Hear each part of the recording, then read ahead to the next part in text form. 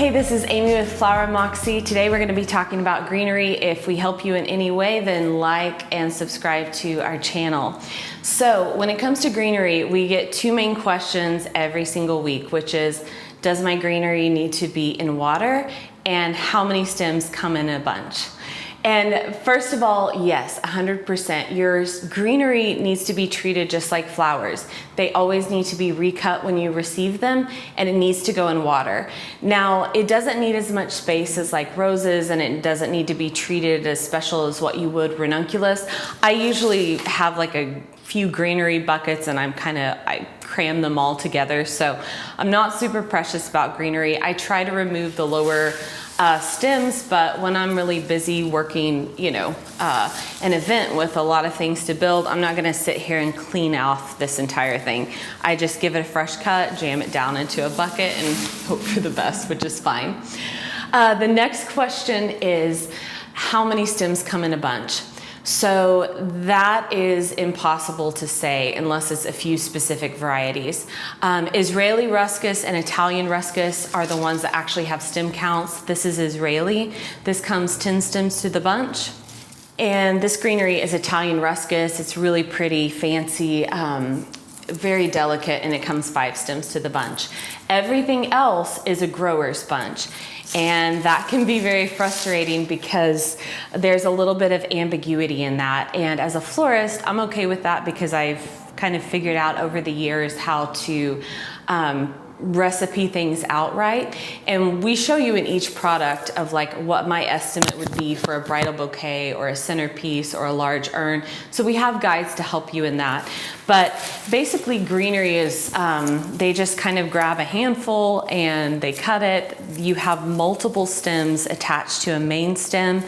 And that's why it's really, really difficult to quantify. People are like, do you give me 10 stems with a seeded eucalyptus? I'm like, I mean, you could say that or more. So don't let that rattle you. It's not an exact science. It's not gonna be like roses where I'm like, okay, I know that I'm gonna put 5 to 6 to 7 stems in that centerpiece. When it comes to greenery, I typically say, okay, for a bridal bouquet, if I'm using this, how much of this am I gonna use? And I think, well, I'll probably use 1/5 or 1/4 of it. I mean, that's probably a lot because this is a large bunch. But in my mind, when I'm recipeing things out, that's kind of how I think about it. I don't think of greenery in terms of stem count. I think of it in kind of like quarters or percentages. So when it comes to working with greenery, you're pretty much always gonna cut it apart. Unless it's this individual stem like an Israeli or Italian ruscus, you get multiple stems on a main stem. And so I'm never gonna take a piece like this and pull it into a bouquet. I'm going to cut it apart, and you always wanna start from the bottom and work your way up.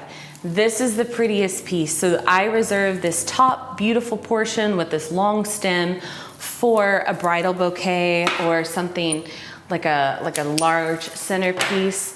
And what I do is I start cleaning it. And this guy will not work in a bouquet, it's too far down.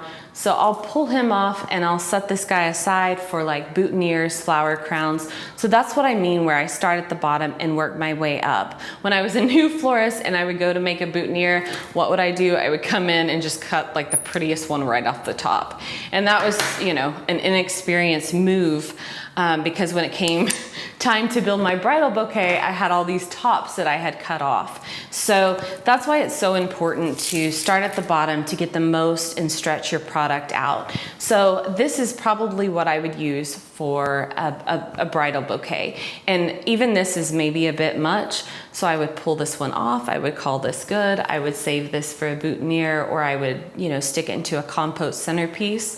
So if you've watched my videos, you know that you don't see me waste a lot. And as a florist, that's how you might not be like this now, but you need to get that way if you want to, stretch your products and make your money go further, your floral budget.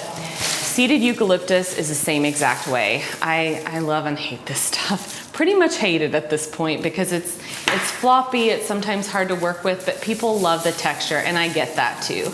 So again, I would not put this into a bouquet. It would be maddening to work with. But what do? I start cutting it apart. So this guy has already been broken, which is okay. This would be perfect for a centerpiece. And you know, if you were to see a florist studio, is just piles and piles of scraps, but they all tend to get used in the end. This would be perfect for a bud vase. I would come in here and say, okay, this has, it's a bit more rigid, so this would be pretty nice for a bouquet, but there's a little bit too much on this, and I don't want that much, so I will, you know, start cutting from there. And that's the part that feels so unnatural, is when you're DIYing or you're a new florist, just cutting product apart. I can see it in new designers' faces when I'm working with them. I'm like, oh yeah, cut all that up. And they're like, oh, should I cut this? I'm like, oh yeah, cut it all off. And that feels very unnatural, to take something that's like perfectly fine and chop it apart. But it's so much easier to work with. So this I could work into a bouquet. So I just have a few of these like really clean stems. So this is Israeli ruscus. I strip the leaves off. When it comes to bouquets, you really, really want clean stems. You don't want to try to build a bouquet with all this happening at your handle. So I spend way more time prepping my greenery than I do actually building my arrangement. But because it takes a while to get it all clean and the shape, and not to say I won't snip this apart as I'm building, but I definitely have clean stems to work with. So, is every stem going to be perfect? Is every leaf going to be perfect? Absolutely not.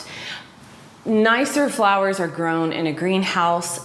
Greenery is typically grown outside in nature, and you know, they'll have a farm, but it's grown you know, where the conditions are suitable. A lot of the eucalyptus comes from California, and you're gonna see bug nibbles. You're gonna have some brown and crunchy pieces.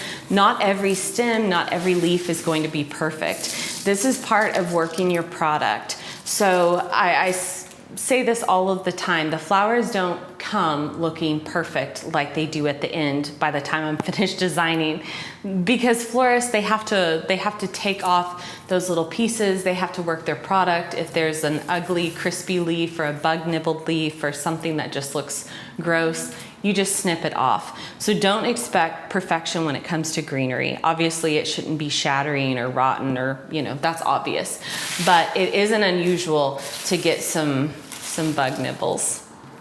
And I've legit found a snail on my greenery before, so that's okay too.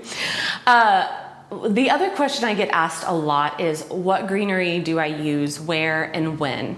And I think that's a really good question. You can kind of tell just by our recipes how I do things, but we start with the cheapest greenery and we work our way into the most delicate and the most expensive, right? So I have this frame here and we use this for a shoot, and I think this is a good example. I loaded this down with florals and greenery, and what I started with was lemon leaf. So I say like lemon leaf, huck, leather leaf, those are great greeneries that you get a lot for your money. So when it comes to salal or lemon leaf, you just get like this massive amount. And I don't dislike this greenery, but this isn't like my go-to pretty bouquet greenery. This is more dense and it's for coverage for me. And so I'll, like, if I start a centerpiece, I'll start with this like leather leaf or this salal or lemon leaf, also called that, and I will kind of green out my foundation, and then I'll come back in with this prettier stuff like this silver queen pittosporum or my Italian ruscus. That's more expensive and you don't get as much for your money. So when it comes to greening things out, I will come in with this less expensive greenery and just start covering my mechanics with it.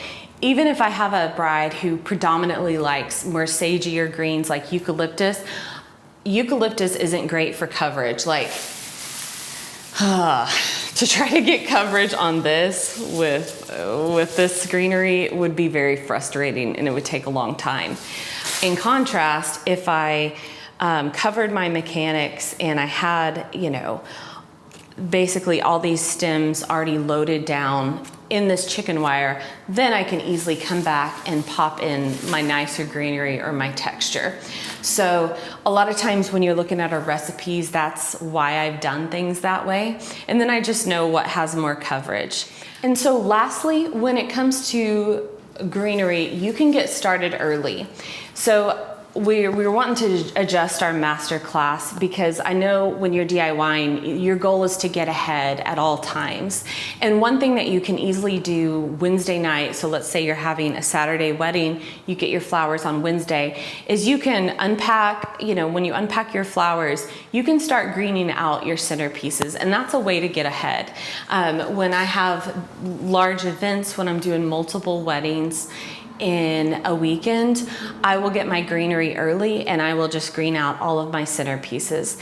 That way, when my designers come in and my help comes in, that's already done and it's out of the way. I already have like this big pile of scraps to work with, so I can put somebody on boutonnieres, somebody on corsages and floral crowns, and then I already have these nice pretty pieces for my bouquets. So that's something that you can do in advance just to kind of get you ahead. But again, make sure that your vessel has water in it, and even if you're using floral foam, you need to keep rehydrating that foam and making sure that there's water in that vessel, because greenery, just like flowers, will die and start looking gross and shattering on you if they don't have a good water supply.